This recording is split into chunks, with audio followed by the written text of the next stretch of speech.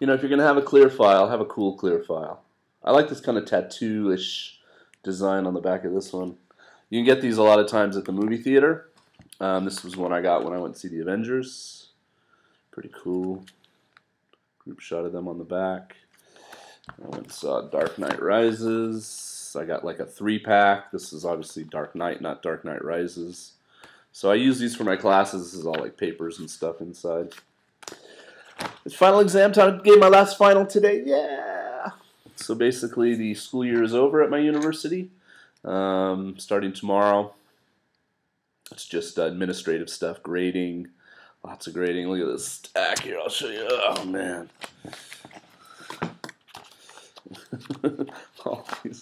And this is all like writing too. This is like, I don't even know. Anyway, lots of grading. That's just one class. A lot of my tests are on computer though now, so it's not so bad. The computer does a lot of the work for me on the ABCs, multiple choice, and stuff like that.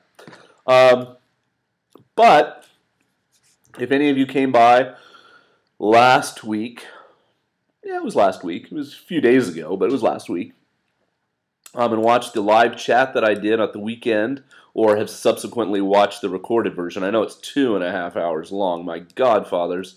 I literally think Google Plus kicked me off. I heard this weird beep, and then like 2 minutes later, the recording just stopped. I think I reached the limit of their memory or whatever they want to do. But Hiko Simon was nice enough to come by. Thank you, Hiko. We chatted for about a half hour, and then I just ran it on and on for almost 2 hours, answering people's questions.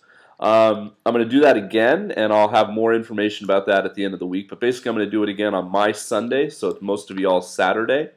So look for that. And then literally the next day, on Monday the 18th, I'm heading out to head home to San Diego, and I'll be home for quite a while, almost 5 weeks. So expect updates and reports, etc. from America. But I won't be in Japan for a little while. So I got to rush in these next few days and get all my grading done and get my textbooks picked out for next semester. And I've been doing it long enough now. I've been teaching here for 2.5 years now, so I'm starting to get in a groove, and it's not so bad. I'm not so panicked.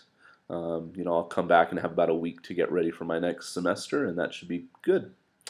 So this is kind of a life update, just what's going on with me. I hope you're having a good week. I hope your February... Of course, tomorrow's Valentine's Day. I hope many of you will have a nice Valentine's Day with your loved person. I don't personally have a loved person in my life at the moment, but that's okay. I have the Beatles. They're on my tie. I think I've shown my Beatles tie on here before. So this was a big week in Beatles lore. In case you're wondering, 50 years ago, on the 11th, so a few days ago, 50 years ago, February 11th, 1963, they went into Abbey Road Studio and recorded their very first full-length album. They had recorded, 2 singles with 2 B-sides previously, Please Please Me, and what was the other one? Love Me Do. And so they just needed 10 more songs. 14 songs was kind of the standard at the time. So they went in and recorded 10 songs in about 10 hours, accumulating in John Lennon's kind of throat-ripping rendition of Twist and Shout, which is just such an amazing way to end that record. The Please Please Me album, as it was called in Britain, and now officially canon. Anyway, what else can I tell you really quick? I was going to tell you a little bit about my kids, because they've been taking their final exams, and I just thought I'd throw this in there. One of the classes I do is we video link with universities in other parts of the country. I've talked about this before. Currently, we're talking with some kids in East Carolina, and which is like North Carolina, but East Carolina University, I think, and because there is no East Carolina State.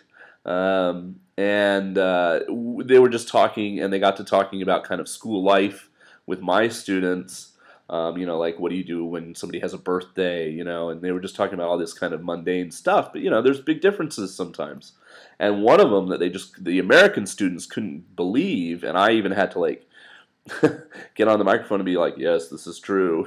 Like make sure that they understood, is what it takes for a young person here to get a driver's license. Um, they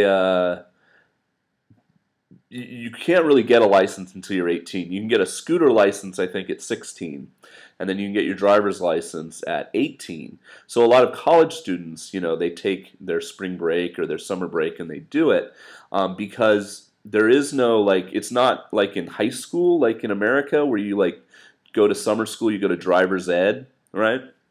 There isn't anything like that in Japan.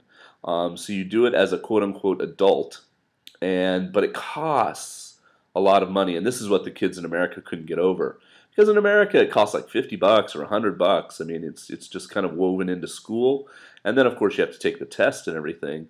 But here you have to pay for lessons at an accredited school, and you have to do it for like 2 weeks every day, or every other day for a month or something, and it's like $3,000. It's like 30 mon.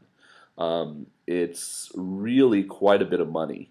And at the end of that time, then you're approved to then go take your driving test, and you do have to like drive around like a little closed track and take a little written test, and it's not easy.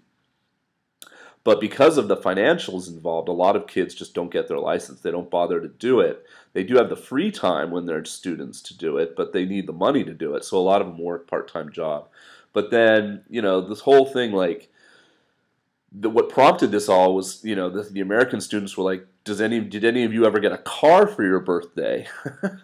And, well, first of all, my kids are not rich, but they're not poor. Like, they're sort of maybe lower middle class that come to this school for the most part. So none of them's getting a car. But in general, only I'd say about half of Japanese young people get a license. I mean, so many of them live in Osaka or, Tokyo or somewhere where they just don't need one. I mean, they've got trains and buses and everything else. Why would they ever need a car?